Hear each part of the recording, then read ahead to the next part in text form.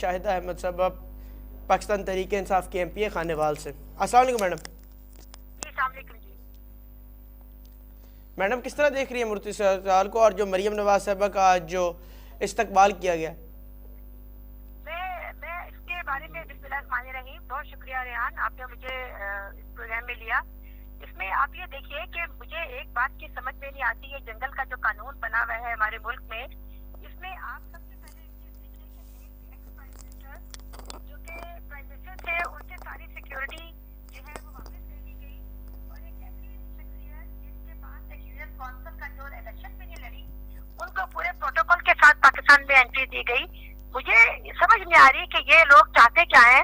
اور یہ لوگ کیا دکھانا چاہتے ہیں عوام کو۔ اور مریم نواز اپنے آپ کو بے نظیر کے ساتھ سمجھتے کہ میں بے نظیر کا مقابلہ کر رہی ہوں، کہاں بے نظیر کہاں یہ،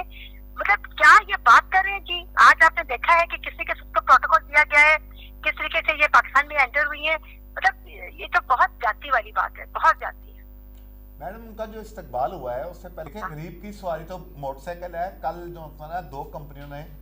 چونکہ ہماری مجبوری ہے کہ ان کمپنیوں کا نام نہیں ہم لے سکتے، لیکن انہوں نے 25,000 پہ موٹر سائیکل پہ بڑھا دی ہے،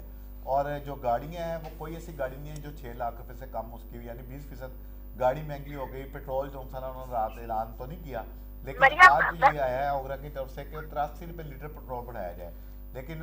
خیال یہ ہے کہ 20 روپے تک جو نا وہ پیٹرول بڑھے گا، 30 روپے ڈیزل بڑھے گا، تو پھر کہاں جائے گی عوام کہ گھی کی قیمت 15 روپے کلو بڑھ گئی۔ میں تو یہ سمجھتی ہوں ایک عام انسان جو ہے وہ جس کا پانی منظور نہیں ہے، وہ بیچارہ ٹیوب ویل چلا کے اپنا کسان اپنا وہ کام کر رہا ہے، اپنا وہ گزارا کر رہا ہے، انہوں نے تو اس کو بھی ختم کر دیا۔ تو میڈم جو عمران خان صاحب کے ساتھ آج کل کیا جا رہا ہے، اور جس طرح عمران خان صاحب نے کل کہا ہے کہ مجھے قتل کی دھمکیاں ہیں یا مجھے قتل کرنے کی سازش ہو رہی ہے، اور اس کے اندر آصف زرداری شامل ہے، آج پیپلز پارٹی نے اس کے خلاف پریس کانفرنس بھی کی اور انہوں نے کہا عمران خان کو نوٹس کر رہے ہیں، تو آپ سمجھتی ہیں کہ عمران خان صاحب کے خلاف واقعی قتل کی سازش آصف زرداری صاحب کر رہے ہیں؟ جی بالکل بالکل، اس میں کوئی دوسری رائے نہیں ہے۔ یہ جو خان صاحب نے جو بات کی ہے، جب بھی بات نکلتی ہے وہ ایسے نہیں نکلتی جب تک اس کے پیچھے حقیقت نہ ہو، اور اس میں 100% حقیقت ہے کہ ان کے خلاف جس جگہ پہ کون سی جگہ پہ ان کے خلاف جو کیا جا رہا تھا یہ پلاننگ، وہ سب ان کے ریکارڈ ان کے پاس موجود ہے، اور جب وقت آئے گا تو انشاءاللہ تعالیٰ یہ وہ سارا کچھ بتائیں گے۔ میڈم جو رات کو 1 گھنٹے کی پریس کانفرنس کی ساگدار صاحب نے، ان کی ابتدا بھی جو تھا نا وہ عمران خان سے تھی، اینڈ بھی نیازی صاحب پہ تھا، تو ملبہ جو ہے مہنگائی کا سارا انہوں نے خان صاحب پہ ڈال دیا ہے کہ پچھلے 4 سال میں یہ ہوا ہے، تو 4 سال میں مطلب یہ ہوا ہے، تو پھر آپ نے جو 9 ماہ میں آپ نے جو حال کیا ہے اس ملک کا، تو مطلب اس کا مطلب وہ ان کو اس کا الزام ٹھہرانا، اور پھر ان کو اب مناظرے کا چیلنج کر رہے ہیں کہ جی آپ اپنی ٹیم کے ساتھ مناظرہ کر لیں، تو پی ٹی آئی نے تو آج ان کا چیلنج قبول کر لیا، انہوں نے کہا جی وقت اور آپ طے کریں، لیکن یہ ہے کہ پی ٹی وی سمیت ہر چینل کو پہ دکھایا جائے اور لائیو عوام کو دکھایا جائے، ہم آپ کو بتاتے ہیں، کیونکہ آپ کو شاید آپ کے علم میں ہوگا کہ آئی ایم ایف نے جو تھا نا غلط اعداد و شمار پیش کرنے پہ ساگدار کو 60 لاکھ روپے جرمانہ کیا تھا، جو کہ انہوں نے ادا بھی کیا ہے انہوں نے۔ تو ایک شخص جو اس طرح گیملنگ کر رہا ہے پاکستان کے ساتھ، اور پاکستان کی اس کو ایکٹنگ پرائم منسٹر ہے، شہباز شریف تو نام کے پرائم منسٹر ہے نا، تو جو محترمہ اب آئی ہیں، اب وہ آ کے شہباز شریف کو ویسے سے مطلب وہ پس پوچھ ڈال دیں گی، اور وہی سارے ان کے احکامات چل رہے ہیں آگے جتنی دیر بھی ہے۔ تو یہ الیکشن کیا آپ کو نظر آ رہا ہے کہ 16 مارچ کو جو الیکشن ہو رہا ہے، کیا خان صاحب کو اس سے پہلے نااہل قرار دیا جائے گا؟ کیونکہ وہ تو اکیلے کہہ رہے ہیں کہ میں نے ساری ان کی 100% یہ پلاننگ ہے کہ ان کو نااہل کر دیا جائے، یا یہ بھی ہو سکتا ہے کہ ان کو گھر پہ نظر بند کر دیا جائے، اور میں دیکھیں اس میں ہر چیز پاسبل ہے، اور کیونکہ اب ان کے ہاتھ میں ہر چیز ہے، اور یہ جس طریقے سے چاہے اپنے آپ کو یہ قانون بھی بنا لیتے ہیں، اور ہر چیز پہ ان کا امپلیمنٹ بھی ہو جاتا ہے۔ مجھے مریم نواز کو تو میں صرف ایک ہی بات کہوں گی کہ بی بی مہربانی کر کے گھر ہی بیٹھو، اگر وہ باہر نکلیں گی تو آپ دیکھیں گا کہ عوام اس کا حشر کیا کرتے ہیں۔ عزت نہیں ہوتی نا، ان کی عزت نہیں ہوتی، ان کو بےزتی کی فکر نہیں ہوتی۔ میڈم وہ تو وزیر اعظم کی کینڈیڈیٹ ہیں، وہ تو چاہتی ہیں میں وزیر اعظم بنوں گی آئندہ آنے والے وقتوں میں۔ آپ کہہ رہے ہیں کہ وہ اندر بیٹھے بھائی صاحب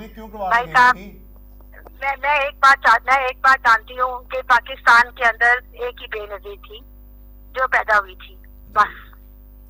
تو कोई मैडम भी बेनजीर की जगह नहीं ले सकता। तो मैडम अब आप क्या समझती हैं, जिस तरह के नून लीग दोबारा मरीम नवाज साहब वापस आ गई, चंद दिनों में कहा जा रहा है कि मरीम नवाज साहब ने कहा कि मैं डेट तो नहीं देती लेकिन नवाज शरीफ साहब भी वापस आ रहे हैं, तो अगर नवाज शरीफ साहब वापस आते हैं तो आपकी जिस तरह इस टाइम इमरान खान साहब की आप देख लें कि जिस तरह आवाम इमरान खान को पसंद कर रही है, तो उसके अंदर कोई फ़र्क आपको पड़ेगा नवाज शरीफ साहब के वापस आने में, या इलेक्शन में आपको फ़र्क महसूस होगा अगर नवाज शरीफ साहब वापस आ गए तो?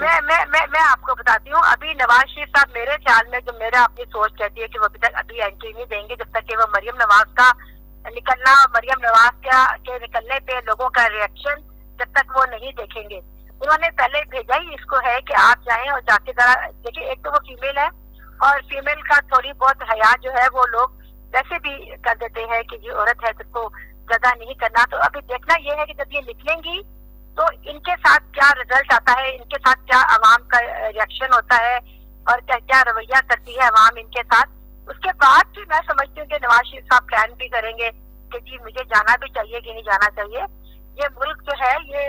ऐसे लोगों के लिए नहीं है, ये मुल्क बहुत ही ईमानदार और ऑनेस्ट लोगों के लिए कायदे आजम ने बनाया था और बहुत ही तो मैडम अगर आपका लोग कहते हैं, इमरान खान साहब कहते हैं, आपकी पार्टी कहती है कि नवाज शरीफ साहब करप्ट थे और उनके टेन्योर में बहुत ज्यादा करप्शन हुई, तो फराह गोगी कौन थी? देखिए मैं बताऊं आपको, फराह गोगी का जो इशू है ना, वो कानून मौजूद है, अदालतें मौजूद है, अदालतों में केसेस चले हुए हैं। जब तक वो उनके फैसले नहीं होते हैं उस वक्त तक मैं कोई बात नहीं सेकंड नहीं करूंगी उनके खिलाफ, कोई बात नहीं करूंगी। अच्छा मैडम, अब आपने उस्मान बुज़दार के टेन्योर में भी आप एमपीए थी, तो आपने उस्मान बुज़दार को कैसा वज़ीर आला देखा पंजाब का? मैंने उस्मान बुज़दार को, देखिए जब हम लोगों ने उस्मान बुज़दार साहब ने जब अपना संभाला था टेन्योर, तो उसके साथ ही आपको पता है कोरोना का एक बहुत बड़ा पाकिस्तान के अंदर पूरी दुनिया में एक इफेक्ट हुआ है, जिससे कोरोना की वजह से भी बहुत सी चीजों पे हमारा जो जहन था वो दूसरी तरफ चला गया, बहुत से काम जो थे जो करने वाले थे वो रुक गए। लेकिन ये है कि उस्मान बुज़दार साहब जो थे वो एक, मैं ये समझती हूँ कि वो एक अवामी जो थे, एक अवामी सीएम थे कि जब एक आम इंसान भी जाके उनसे मिलता था तो वो उनको पूरा तरीके से इज्जत देते थे और किसी को भी वो अपने से वो नहीं करते थे। मतलब होता है ना एक इंसान कि थोड़ा सा आकड़ रखना या थोड़ा सा प्रोटोकॉल रखना अपना, नहीं, बिल्कुल भी नहीं था उनमें। वो बिल्कुल एक आम इंसान की तरह के सीएम थे। और मैडम जो परवेज इलाही साहब की एक ऑडियो भी लीक हुई और उन्होंने जो कुछ बातें की फवाद चौधरी साहब के बारे में, उसको आप कैसे देखती हैं कि फवाद चौधरी साहब की गिरफ्तारी पर इस तरह का उन्होंने रद्द अमल दिया? देखिए परवेज इलाही साहब जो है बादशाह बने हैं, उनके बारे में बंदा क्या कह सकता है कि वो तो मतलब उनके बारे में मैं क्या बात करूं, जो भी उनके दिल में आता है और पीटीए की क़यादत से भी उन्होंने माजरत की है जो उन्होंने। अच्छा मैडम, ये जो फवाद चौधरी साहब की गिरफ्तारी ये एक तमाशा नहीं बन गया कि उनके ऊपर कपड़ा, बिल्कुल तमाशा कि कपड़ा डाल के लाते हैं? आज देखें जब एक कानून है कि जुडिशियल जिस वक्त बंदा हो जाता है तो उसके बाद उसकी बेल के लिए जो है अप्लाई किया जाता है, तो वो फिर जुडिशियल को वहाँ से निकाल के लेके आए हैं और आज फिर जो है वो उसकी सजा मंजूर करते हुए। और मैडम जिस तरह आज देखें आपने, जिस तरह सेशन जज साहब ने आज जो फैसला दिया जिस्मानी रिमांड के ऊपर, और ये कानून के भी खिलाफ है जिस तरह का जद-ए-अमल का अदालतों ने किया है, क्योंकि जिस टाइम एक बंदा जुडिशल हो जाता है और बेल लग जाती है उसके बाद रिमांड हो ही नहीं सकता। अब समझ नहीं आती कि किस तरह करेंगे, क्योंकि एक तरफ बेल फाइल हो चुकी है और एक तरफ दोबारा उनको जिस्मानी रिमांड पे भेज दिया गया। ये क्या हो रहा है और कौन करवा रहा है? इस पे मैं आपको एक बात बताऊं, उन पे जो इल्जाम लगा है वो रियासत से गद्दारी का इल्जाम लगा है। देखिए रियासत, इलेक्शन कमीशन रियासत नहीं है, इलेक्शन कमीशन अदारा है, ठीक है, अदारा है। और अगर आप उसको लेकिन ना रियासत से तो वो होता है जो दहशतगर्द होते हैं, वो उसको कह सकते हैं जी कि उसने क्या, इन्होंने तो इलेक्शन कमीशन के बारे में तो कोई बात की है, तो एक अदारे के बारे में बात की है, तो जो इन पे इल्जाम लगा है मैं तो उसी को कंडम करती हूँ, लेकिन वो इल्जाम ही गलत लगा है। देखें अगर उन्होंने तो कोई बगावत नहीं की, उन्होंने तो सिर्फ ये कहा था कि जो सेक्रेटरी इलेक्शन कमीशन है वो नून लीग का मुंशी का किरदार अदा कर रहे हैं। मुंशी बजाते खुद एक ओहदा है और एक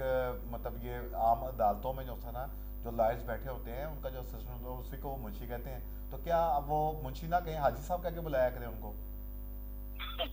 ये तो खैर उसके बारे में अब क्या आपको कहूँ मैं कि उसको क्या कहे, लेकिन ये है कि अगर मुंशी को तो मुंशी कहना है, उसको हम वो तो कुछ कोई लफ्ज नहीं इस्तेमाल कर सकते। अच्छा मैडम, आज